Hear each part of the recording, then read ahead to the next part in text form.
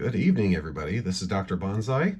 I am here with Bonsai the Lesser, Bonsai Junior, and we are looking at the Hansons Roughriders Battle Lance. Now, this is part of their lead up to Catalyst's Mercenaries Kickstarter. So I was really looking forward to this. There's, I believe, 3 different lances in the sequence. There's that are available for retailers, not just Barnes & Noble. I know Barnes & Noble is going to get 3. Retailers and distributors have gotten Hanson's Roughriders. They're going to get the Calhounds, and I forget what the third one is going to be. But here we go. So this is the box. It contains an Atlas, Hatchet Man, Enforcer, and a Penetrator. Now, the Penetrator is a brand new mech, and the Hatchet Man is a brand new configuration. Supposedly so is the Enforcer. I don't know that much about Enforcers to say whether that's accurate or not. The big get here, though, is the Hatchet Man actually, if you can kind of see that, has plumes like it's jumping up into the air, and supposedly you can just plug it in and out of the base. So we'll see. I also have some of the original mechs, as well as a Alpha Strike Atlas from the new Alpha Strike box set to kind of compare and contrast here. So let's take a look at this. So one of the first things to note is how much more compact this box is. I believe that this box is about maybe a third again smaller than a typical Lance pack. It definitely feels more compact in hand. Unfortunately, I don't have an old box to compare it to know for sure. So let's crack this open. All right, so this is one of my favorite pieces of art that looks like they took one of the old Total Warfare covers and they updated it with the CG Marco Mazzoni line art. So as you can see, here's the back.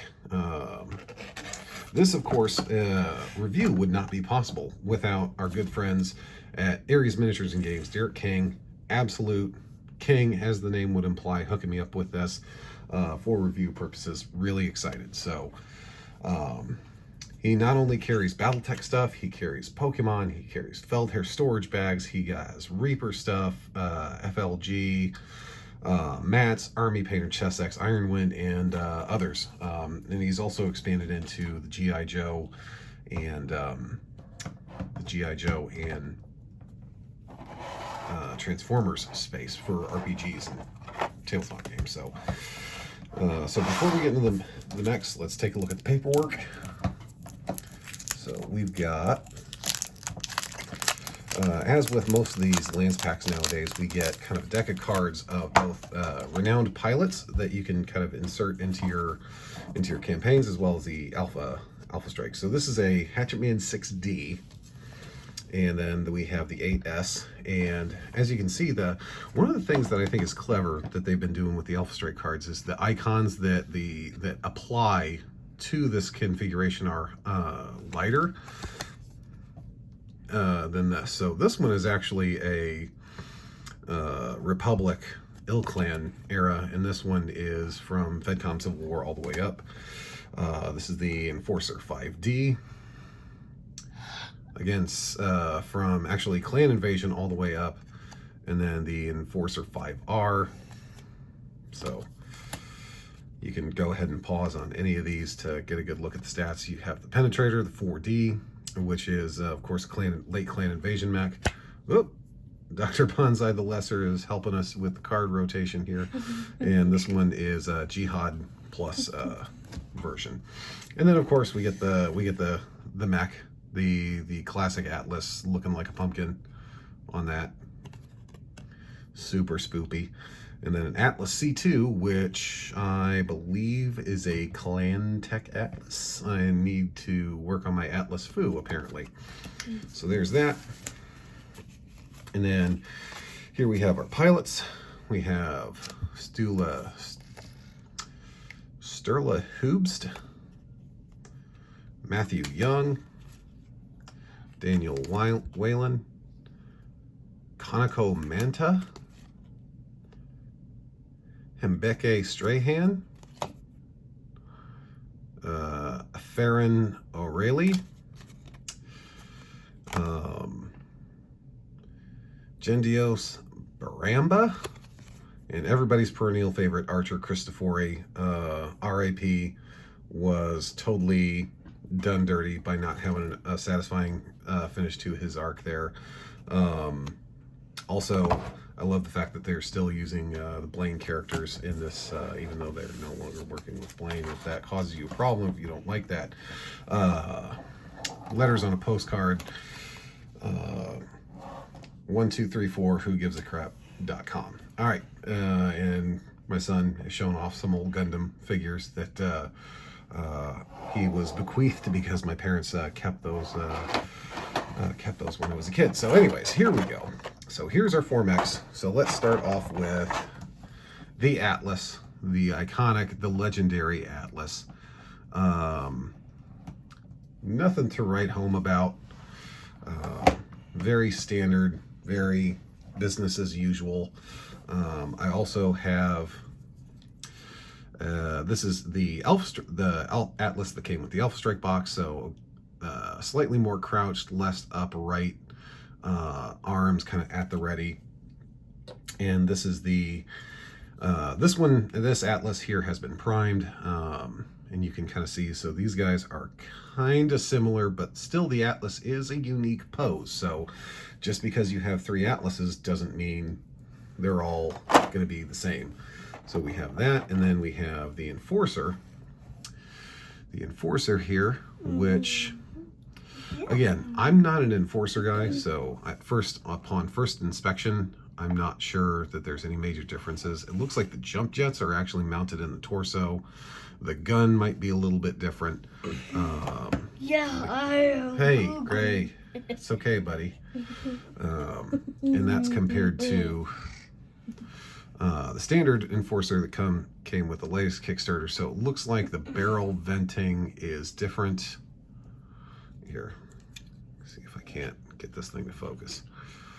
Yeah, the barrel vents are different. The lasers look slightly, ever so slightly different. And then this is the Alpha Strike, the new Hansons Roughriders one. Definite difference in the, looks like jump jet layout. So that's the Enforcer. And then here's the other big attraction. So this is the new Hatchet Man, equipped with a with a Rack 5, and as you can see, actually the barrel details are present. Hatchet. You have the you have the rear of the gun kind of situated, taking up that entire torso. Looks pretty good. So that's the new Hatchet Man, and versus the old Hatchet Man. So as you can see, the very obvious difference in canon. They both appear to have the same weapon layout. Otherwise, it looks like this one forgoes the second arm medium laser for the hatchet arm, and I think that's just a function of the fact that it probably just doesn't have the space or the weight left over for it. So there's that. Now, the big get with this, supposedly, you can kind of push this, you can kind of pull this off the, oh. So apparently, boop, boop, yeah, so there's that. And you get these nifty little plumes of jump jets. So again, you have these, one peg is looks like slightly larger than the other. So they kind of drop in like that, as far as I can see, or maybe not. No, I think I had it the right way around. There we go. And then you have kind of these grooves at the back of the knees, kind of these hollow spaces. So you can do like that, and all of a sudden it's jumping. It kind of looks funny because the feet are like perpendicular to the ground. But it also is kind of interesting that it's basically like the Hatchet Man is being thrown through the air against physics because of Battletech space magic wizardry with the jump jets. And of course, you can do that, and your back to standard.